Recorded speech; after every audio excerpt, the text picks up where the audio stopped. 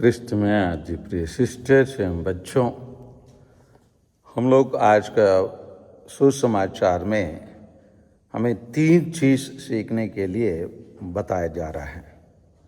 पहले बात ये बताया जा रहा है, कोई दीपक जलाकर बर्तन से नहीं ढकता अथवा पलंग के नीचे नहीं रखता, बल्कि वह उसे दीवट पर रख देता है जिसे भीतर आने वाले उसका प्रकाश देख सकें।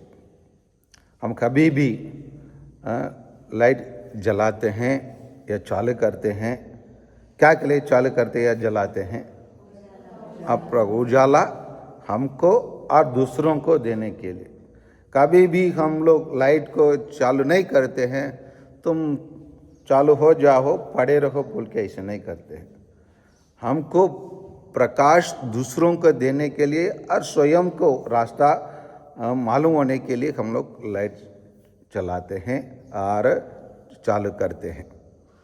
यहाँ पर प्रभु यीशु ऐसे करने से हमें बताते हैं, हम लोग दुनिया का दीपक है, लाइट है।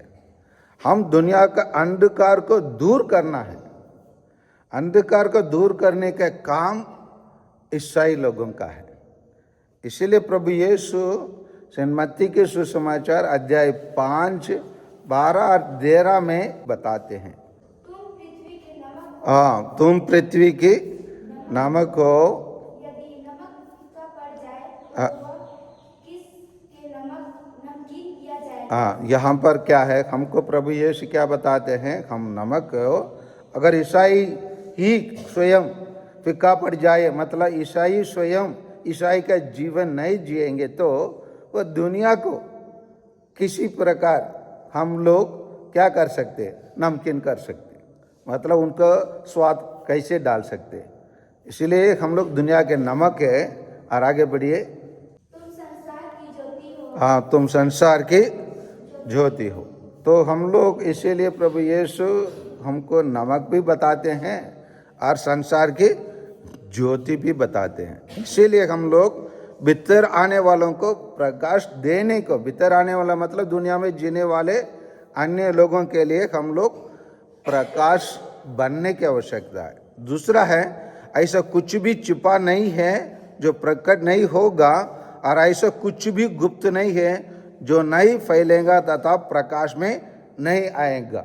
उसके एक उदाहरण है, जो भी आदमी लोग अभी चुनाव के संबंधित जो कर रहे हैं, धीरे धीरे वो प्रकाश में आ रहे हैं, तो वो लोग सोच सकते हैं इसको कोई जान नहीं सकेंगे, इसको कोई पता नहीं लगा सकेंगे, लेकिन धीरे धीरे जो भी है, जो भी हम करें उसको एक दिन क्या में आ जाएंगे, प्रकाश में आना ही पड़ेगा। ये दूसरी बात। इसीलिए हम लोग कोई भी चीज़ को हम गुप्त में कर रहे हैं, मन ही मन सोच कर बैठे ना रहें।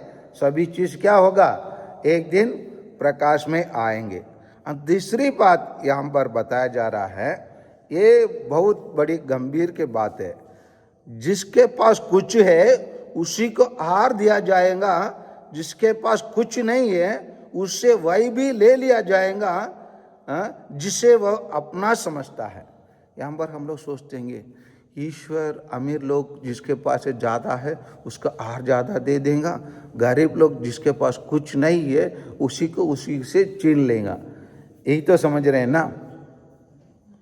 फिर क्या समझ रहे? यही नहीं समझ रहे तो जिसके पास कुछ है और उसी को आहार दिया जाएगा, और जिसके पास कुछ नहीं है उसी से वही भी ले लिया जाएगा जो वो अपना समझता है। हाँ, जो मेहनत करता, जो उसके दिया गया चीज़ को उपयोग करना जानना चाहिए। जैसे हम लोग कोई बच्चों से कभी कभी बोलते हैं ना, आपके पास दिया गया क्या है? हाँ, मैं अपने बॉक्स में रखता हूँ। क्या के लिए रखे हो उसको? मैं क्या के लिए दिया? पढ़ने के लिए। क्यों उपयोग नहीं करते हो? टाइम नहीं मिलता है। तो हम क्या बोलते हैं, वापस लेके आओ उसको, जिसको वो उसको उपयोग करेंगे उसी के पास दे देंगे। हाँ, मतलब यही क्या है, हमारे लिए ईश्वर कुछ दिया है, ज्ञान दिया है, बुद्धि दिया है, रिश्ता दिया है ना, अच्छा व्यवहार करने का सोच विचार दिया है। इसी को हम लोग प्रतिदिन उपयोग में लाना है। इसी को कहते हैं snow ball effect. Snow ball मतलब बर्फ का गोला का ये ना प्रभाव बताते हैं इसी को।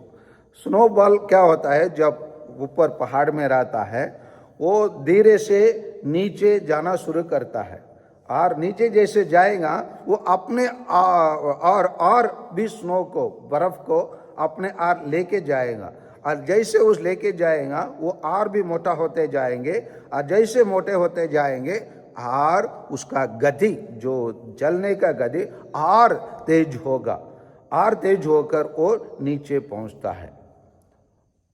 इसका मतलब यही है, जिसके पास है वो और बढ़ते जाएगा, और बढ़ते जाएगा तो उसका गति भी तेज रफ्तार में वो अपना जीवन में आगे बढ़ेंगे। इसका मतलब ये ईश्वर क्या कहता है, हमारे लिए जो भी दिया गया है हमको जांच करके देखना है, ईश्वर मेरे लिए क्या दिया गया है। क्या मैं अच्छे से गा सकता हूँ? मिसा बलिदान में अच्छे से गाना है, पेज नंबर देकर कुछ लोग मिसा के टाइम ऐसे ही खड़े रहते, मिसा चलने दो फादर, आपका काम बोलना है, मैं आया हूँ 10-15 मिनट, खड़े रहेंगे तो उसे कोई मतलब नहीं। गाना है, आप अच्छे से लिख सकते हैं, लिखना है, और अच्छे से बोल सकते हैं, बोलना है, अच्छे से कोई काम कर सकते हैं, उसका करना है, उसको उपयोग में लाना है, और अच्छे विचार कर सकते हो, करना है। इन सभी चीज़ों को जब हम ईश्वर ने हमारा उपयोग के लिए दिए है, उसको उपयोग में लाना है। उसी को हम लोग उपयोग में नहीं लाते हैं, उसको क्या जाएगा, जो अपना समझते हैं। एक दिन हम लोग, मैं अच्छे से गा सकता हूँ सोचेंगे, एक दिन गाना का प्रतियोगिता जाएंगे, उसी में आप हार के आ जाएंगे। आप तो सोचते हैं मैं तो अच्छे से गा सकती हूँ, लेकिन आप कभी उसको उपयोग नहीं किए। कौन सा राग लेना है, कौन सा ताल लेना है, कौन सा सुर लेना है, उसको आप जानते ही नहीं है। वहीं पर क्या होंगे, पता नहीं मैं कैसे हार गई, क्यों हार गई, तो जब अब उसका उपयोग करना है उपयोग में नहीं लाए। इसीलिए ईश्वर ने क्या कहता है, जिसे वो अपना समझते हो वो भी क्या किया जाएगा, एक दिन छीन लिया जाएगा। इसीलिए आइए हम जांच करके देखें ईश्वर ने हमारे लिए क्या क्या दिया है, उसको सत उपयोग में लाना है, नहीं लाना है? हाँ, लाना है। आज से हम लोग पूर्ण रूप से ईश्वर के लिए उपयोग करें। आमीन।